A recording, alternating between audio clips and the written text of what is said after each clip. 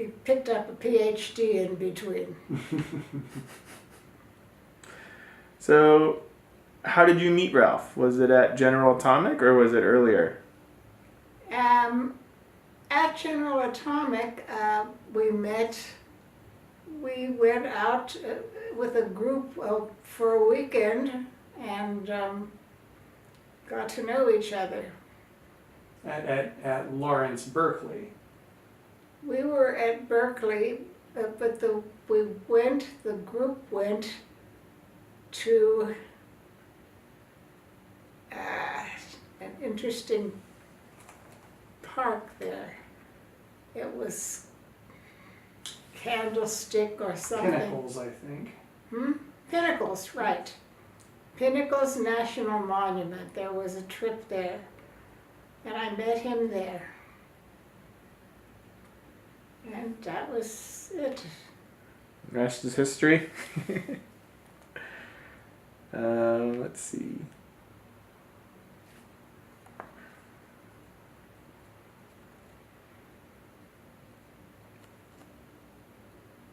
I don't think it would be nice to mention the name of the woman that he was dating at the time.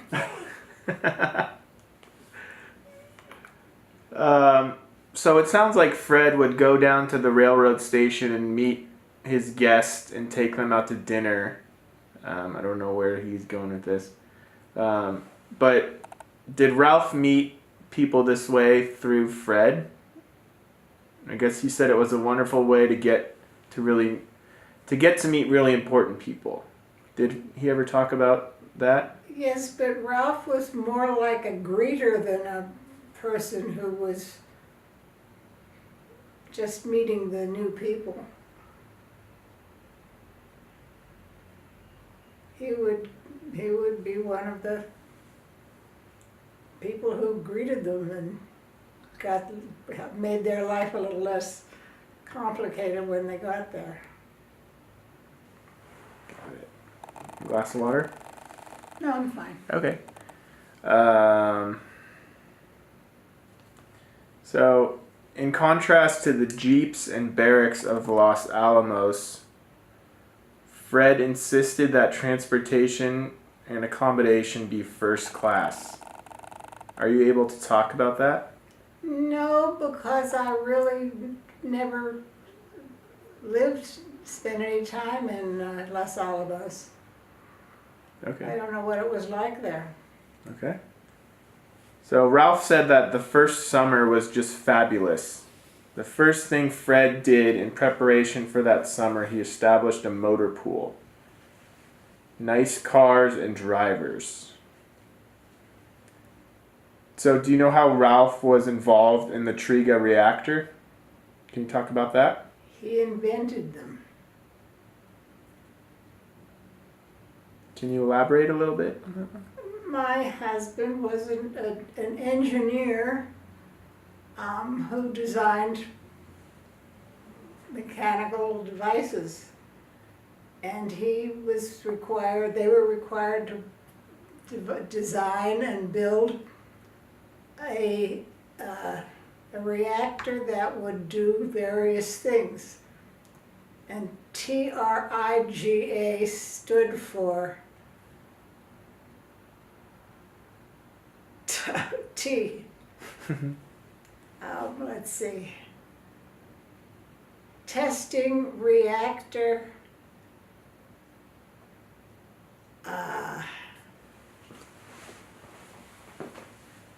And something in GA.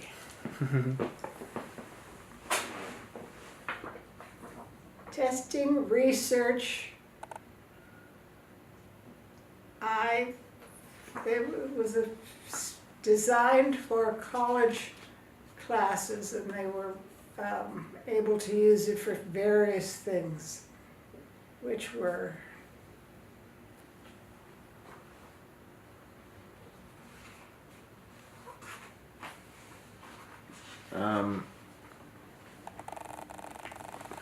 let's see. Do you have your phone on you? Yeah. Triga, let's just see what it stands for.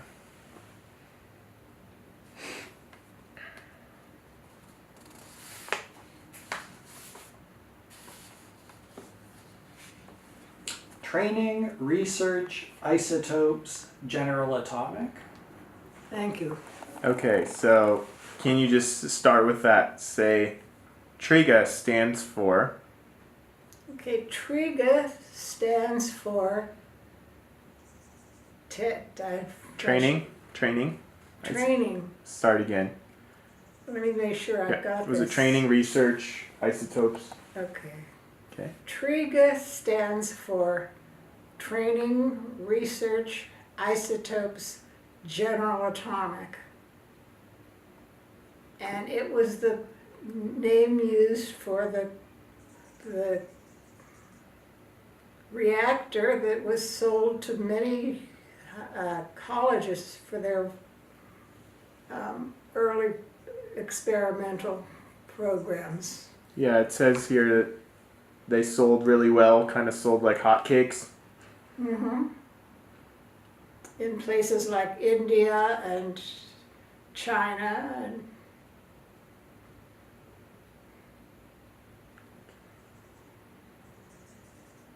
So, let's see. So it says here, it was Stanley Coots, Peter Fortescue, Brian Dunn, Robert Duffield, Ralph Stahl, and other experimentalists, technicians, and engineers who translated the theory of warm neutrons into a working reactor in under 2 years.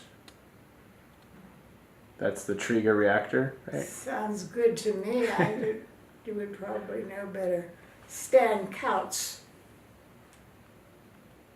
Remember Stan Kautz? Couts is Stan Kautz. Or did I say it wrong? Kautz? Okay.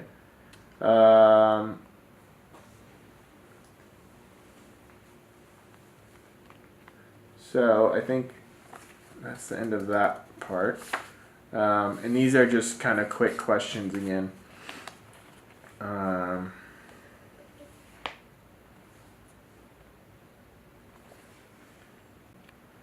Okay. Scrabble. So you enjoyed beating them at Scrabble and having a background in literature and English, while their background was in science.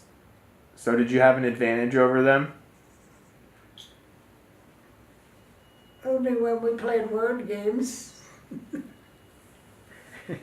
No, I don't think so. Okay, let me just fix this.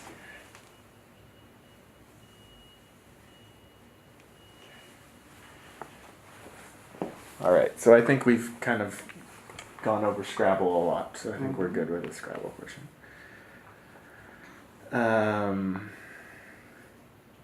Back to Edward Teller. Since you are Hungarian, did you have a slightly better ear for it? Probably. So can you say that? Well, just because the sound of Hungarian is not that hard for me. My family spoke it and I was used to the sound of it. Okay. So we've already talked about that.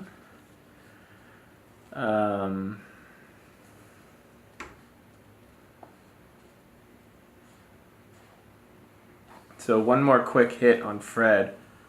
Was Fred a good leader?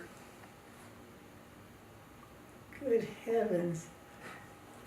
As I say, Fred was very complicated. He was a person who did not originate ideas, but put them together very well. And that was his forte, was taking ideas, other people's ideas, and turning them into something useful.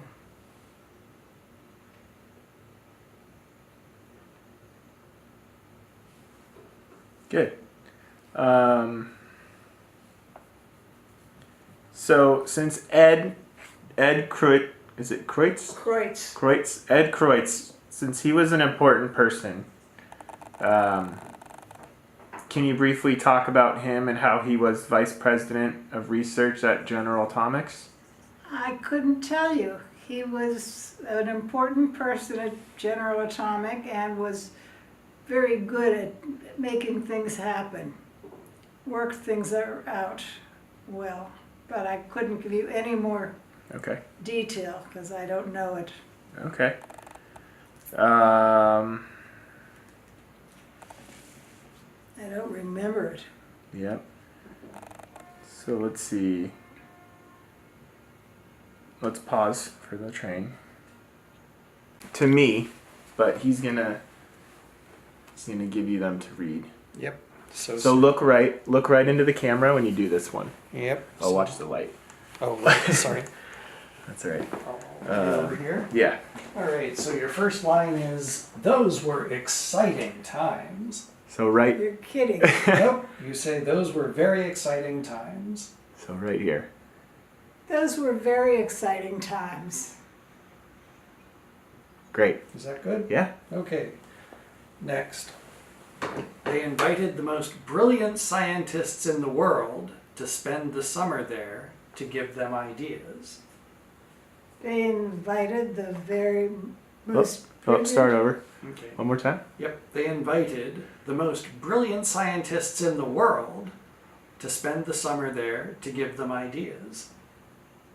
They invited the most brilliant scientists in the world and invited them there to give them ideas. So I messed that up. Yeah, that's all right. Would you like to read it?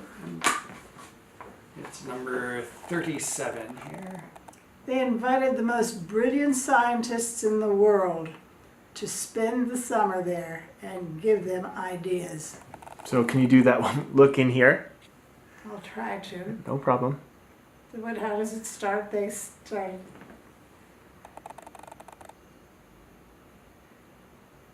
Okay, they invited the most brilliant scientists and invited them there to give them ideas. It's a long line. Yeah. I mean, if you'd like, she can just read it. Yeah. Let's read it. Just read it one more time. Okay, fine. So put on your glasses and read number 37. Or do you want to do the other ones first? Oh, sure. Yeah, let's do the other ones first. All right. Number 40. Talking about Ralph and the Holocaust. Your line is, he was never comfortable talking about it. And you look right here. Right here. Right here. Oh, You put your... he was never comfortable about talking about it. One more time. He was never comfortable talking about it. Good. All right. And next. He didn't like movies or books about it. He didn't like movies or books about it. Good. There was a sense of guilt that you have when you survive and someone else didn't. No, that kind of ruins his punchline. Which His is what? punchline is guilt. Okay. Well, And when I asked him what it was that made him feel so strongly about this, he said guilt. That he felt guilt that he survived and others didn't. Good. There we go. all right. Excellent. And then once again, they invited the most brilliant scientists. Oh, let's see. We were going to try this reading it. Number 37. They invited the most brilliant scientists in the world to spend the summer there and to give them ideas. He can use that audio. Okay. very Okay. good. Is that all of them? That's all on that page. There are 2 more on the next page. Okay. He stressed that his work was defensive. So right here. He stressed that his work was defensive. Good. He studied what happens to electronic equipment when it's exposed to radiation. He studied what happens to electronic equipment when it's exposed to radiation. Good. I understood his stuff. Okay. Good. Okay. I think that's good, right?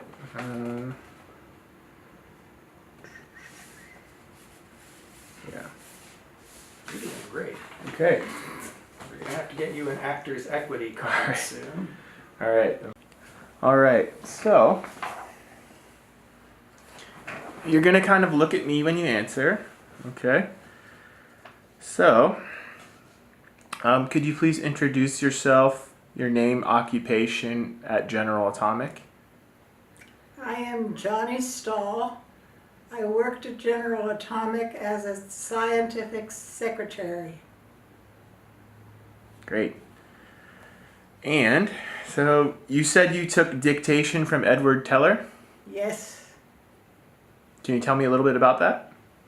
it was difficult to understand. His accent was enormous, and it was only that I was used to listening to people with Hungarian accents that I could get through it. How did he say, what was that phrase from earlier? Principality. Principality. So that's what he used to say. He used to say that he was talking about principality, and I had no idea what that was. Then another physicist let me know that he was saying, what did we decide it was? Potential something. Principle. I don't know.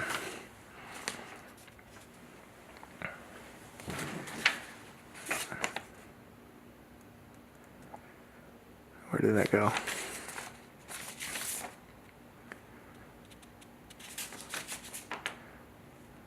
Teller. Oh. Criticality. Yeah, it was prompt criticality. Prompt criticality, okay. What he was saying, Oh, if you could just sit back a little bit and just relax. There we go. Okay. what he was saying was prompt criticality, which is the moment that the bomb goes off. And say it for me one more time how he would say it.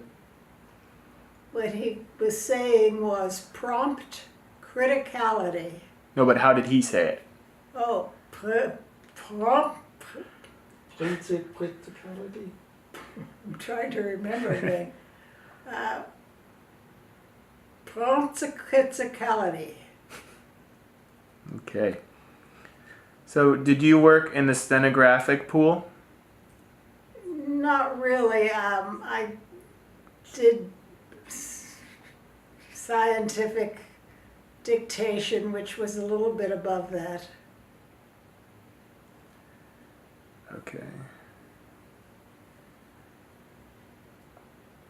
So what year did you work there? This was at General Atomic. Was it 1956? I think I worked there from 56 to 57, something like that. Do you want to sit over here? Sure. That way. She needs to talk to you. It looks like she's talking to me. Okay. Was it in the round library building? Do you remember that? I don't remember. It was in the first building they put up. Okay. And did you know Lois Isles? Yes. She was Fred. So tell me a little bit about Lois. She was Fred de Hoffman's secretary. Mm-hmm. Can you tell me a little bit about that? No, I don't remember much. Okay. Were you friends with Lois? Somewhat not serious, but good friends. Okay. Can you say I wasn't very good friends with Lois, but I knew her, or something to that effect? Okay. I was not very close to Lois, but I knew her as a friend. And did you know a Betty Reisberg? No. Okay. All right. Let's skip that one.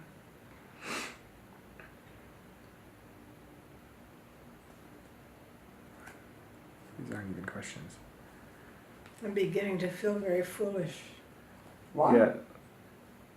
No, don't feel foolish. Yeah, Some of these aren't exactly questions. Yeah. Um, You consider that you're giving expert testimony. yeah, you're giving testimony. And we have these notes from from Rob. Rob. Yeah. He doesn't know. So, yeah, he's basically trying to figure this all out, I believe. So, Yeah. all the reports were typed up by hand, and a large number of them at the lowercase initials. Yeah, we didn't So have BR, yeah. So some of them, it says here, had lowercase initials BR, which is the mark of Betty Reisberg, sometimes known by Elizabeth Reisberg, who could type up equations without even stopping, according to Brian Dunn. Does Brian Dunn ring a bell? Oh, sure. We knew Brian. Okay, can you... Hang on. Beeping. Is that a fire alarm?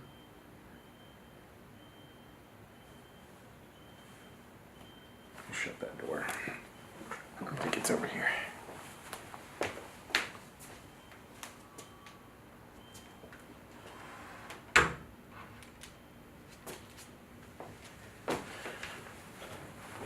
Okay. So, all right. Well, let's skip that one. Can you tell me a little bit about Brian Dunn? No. Okay. We knew Brian Dunn, and we occasionally probably played cards with him or something, but nothing more than that. Okay. Let's see. Did you know about the physicists using the Barnard Elementary School as a temporary office before the main general atomic buildings were finished? Do you remember that? That the Barnard School was a temporary building until General Atomic? Yeah, did you guys ever work in did you work in the Barnard Elementary? Yes. Can you tell me a little bit about that? What one remembers more than anything else were the tiny little toilets. So tell me a little bit more about working at the Barnard Elementary. Well, it was a school that catered to kindergarten children, and our desks and our facilities were designed for that age. So it was always quite uncomfortable. Perfect. Oh, okay. So these are kind of quick questions. So we already talked about Teller's Hungarian accent, but I mean, what kind of question does that make? Did you decipher his accent during the day? No. Okay. Only when I took dictation.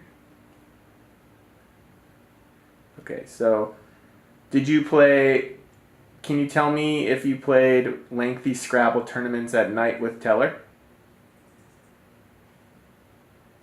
I don't remember whether or not Edward Teller was a player. I suspect he was not.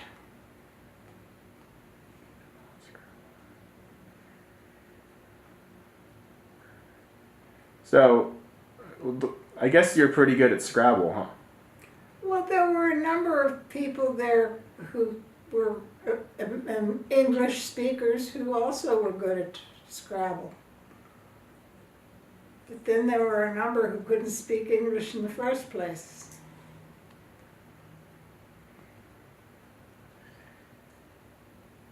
So let's talk about that in the 1956 time frame. Is that what you remember about the summer of '56? Is kind of the Scrabble tournaments and how you could beat? That was perhaps the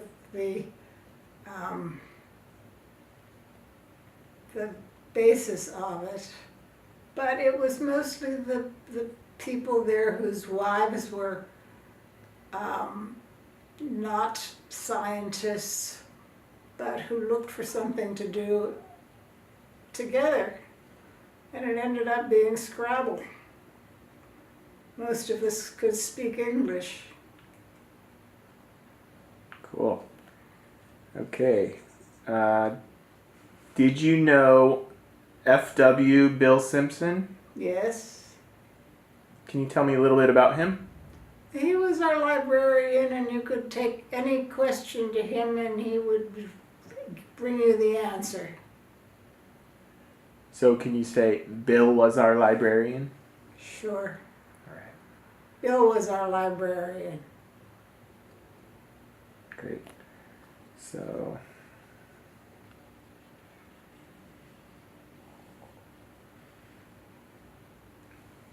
I just don't understand. So Bill flew to San Diego and spent some time at Barnard Elementary School. This is what you were talking earlier about, the bougainvilleas.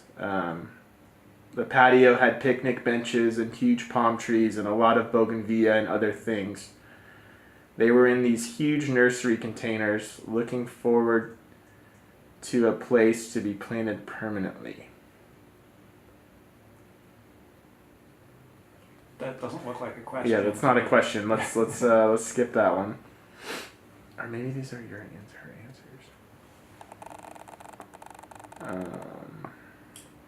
Let's just. Do you need a break? You want water? No, I'm fine. Okay. We don't have anything better than water. Oh, we do. Would you like? This might help. Then I'd stop talking like this. Okay. All right. So we're gonna skip that one. Do you remember Ed Kreutz? Oh yes, he was a friend of ours. Can you tell me a little bit about Ed? He was a particularly smart man, excellent scientist, and was a good friend of the people that we worked with. That's all I can bring up. Okay.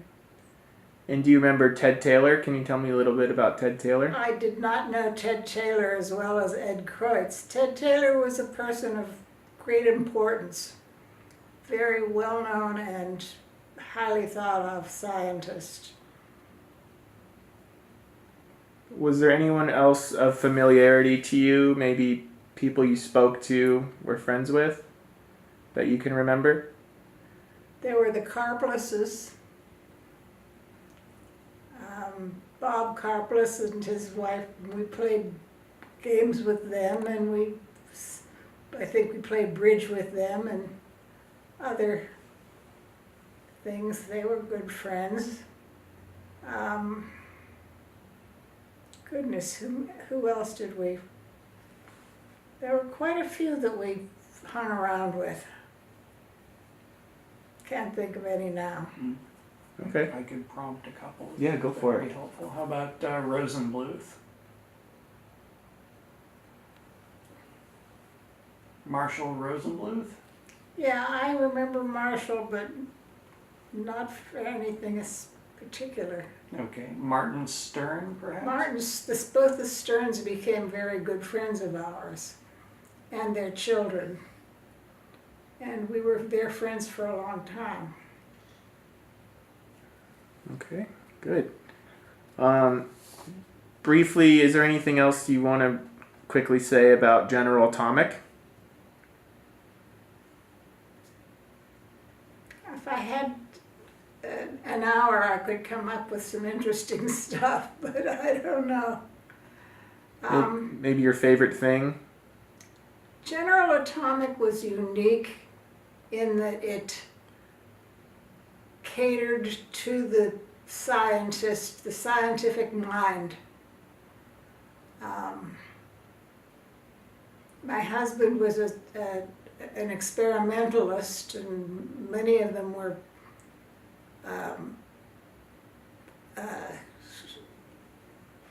not. They were theoretical.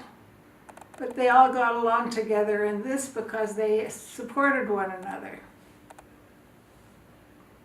And the theoretical ones sat back and thought about how things should go. And the scientists would go out and create it. Great. So let's talk about Ralph a little bit. Can you tell me how Ralph was introverted? He was what? Introverted? Introverted. was a smart. He was a shy person. He was an introvert in that did not push himself out in front of others, although eventually he became more comfortable with people. But I didn't know why he was that way so much until after we had been married quite a while. And I realized that he would have nothing to do with anything that had to do with the Holocaust.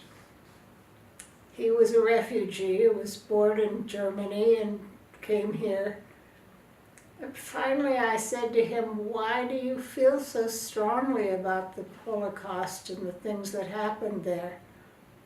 And his answer was, guilt.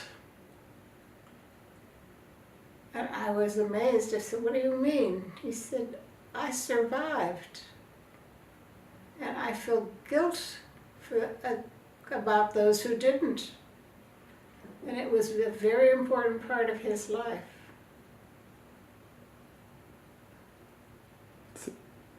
So he was a smart guy, and he had his undergraduate and PhD from Harvard.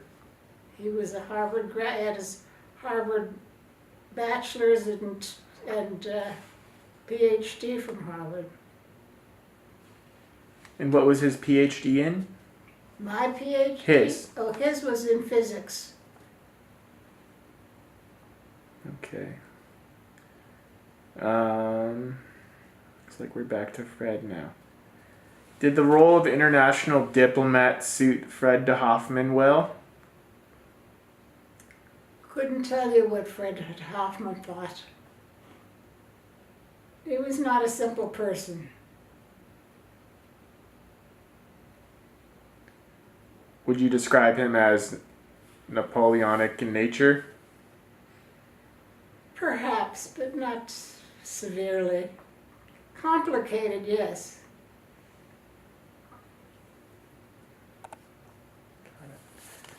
Let's see.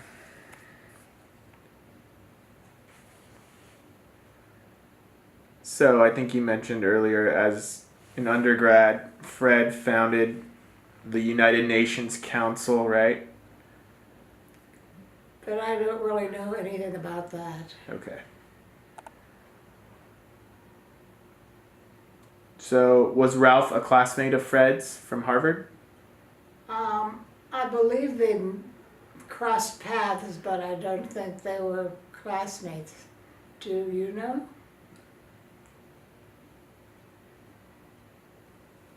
No. Okay. We could try to look it up, but So yeah, you can just say that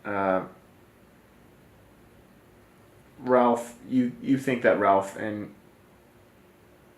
Fred were both at Harvard, but you don't know if they're classmates. Can you just say that? Yeah, I think that both Ralph and Fred de Hoffman were at Harvard, possibly at the same time, but I don't think they were close. Got it. And then Ralph joined General Atomic in '56 as well? Yes. He got out, well, he went into the Navy out of high school. And when he left the Navy, he came directly, I think, to General Atomic. well, he went to university and then to Berkeley and then to General Atomic. True.